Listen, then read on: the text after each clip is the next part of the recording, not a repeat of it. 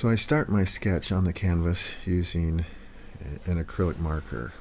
Now this is a special marker that you buy and you load it up with a very liquid solution of acrylic. Now in my case I'm using golden acrylics. Now I am basically putting in a complementary underpainting as I draw. This scene is going to have a lot of greens and blues in it, so I want to keep the underpainting very warm, very rich, and it'll have a lot of oranges, yellows, and reds in it. And the reason for this is when I go over the top of this, after this is completely dry, I want there to be a lot of vibrational color happening between the two layers of paint. Now you can do this in one application, but this new idea I'm trying out, I just think that I can get a richer look. And there's some other techniques I want to try. Now this is a 4-part series, several parts anyway, and we'll get to that later. But this first application of paint is simply getting my drawing down, trying to get some painterly aspects as I'm drawing. I'm trying to think about how I'm going to render this. So every phase is a foundation for the next step. So you try to want to have as nice a sketch as you can get on there, and as nice a feel as you can get without getting too bogged down in perfectionism or anything. Because you're going to paint over this whole thing, obviously. You don't want it to be so precious that you can't lose it. So here's my paint laid out, and I've got titanium white, of course. Then I've got Hansa yellow light. Then I have naphthol red, and then ultramarine blue. Now I'm going to use primarily these colors. I do add some extra colors here in a few minutes, but these can make a nice underpainting. They're inexpensive pigments, and you don't feel too bad about covering them up if that's what happens later down the road. I'm trying to keep the application fairly loosely mixed. I don't want to get too caught up in an excellent application. Again, everything's got to be something that I can feel good about, just covering up totally. I do want to leave some texture, so I don't want to get a smooth application. I want the next layer that goes over the top, I want it to interact with the texture that I've got. So I am leaving some lumps and little ridges and things here and there. I'm using my long palette knife, which is really great. I really enjoy this one. It's great, especially for getting paint out of a jar. Here I switch over to more of a pie shape palette knife, and it's good for getting down into those little areas that you have trouble getting in with that longer palette knife. So I step back from time to time to take a look and make sure that the overall image is doing what I want it to do. What I see now is that there's not quite enough shift from the top of the sky area, so I'll probably go in and fix that. And I've added some crimson color. Now this is a quinacridone crimson, and it is light fast, unlike alizarin crimson, which generally you should try to avoid. If it's a true alizarin crimson, it will fade, and your color will, or your painting will look cooler for it as that pigment fades out of there. But I picked up a little bit of ultramarine blue. Now I'm trying to keep my temperature accurate to my final painting, so I'm thinking more about temperature. Now what I mean about temperature is the warmness or the coolness of that area.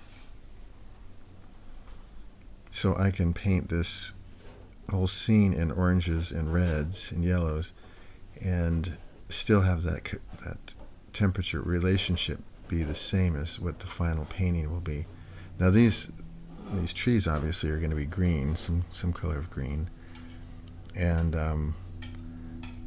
they'll have the same shift of temperature as I put the green on. So as I get in towards the shadows, the green will shift to a more a cool and a darker pigment. So, and the warmest parts of the green will be where I'm putting this pink color in, and I'm adding in some yellows and to warm up that edge of the foliage. So I step back. I'm looking through a reduction lens just to see and make sure that whole aspect is very basic. I don't want to get locked into little details, or I don't want to fall in love with the little details. I want to have the overall gestalt, or the overall design and image look right. And then really I won't focus on details until I get to the next application of paint, which will happen after this is completely dry. So I've switched palette knives again. This is kind of a spatula type knife, and it's really great for skies, and you can pick up color really quick with it and put on really thick application because it has that flat end. So I can warm this up. This is a bit of foliage that's really very close to the viewer, so I want that to be warmer.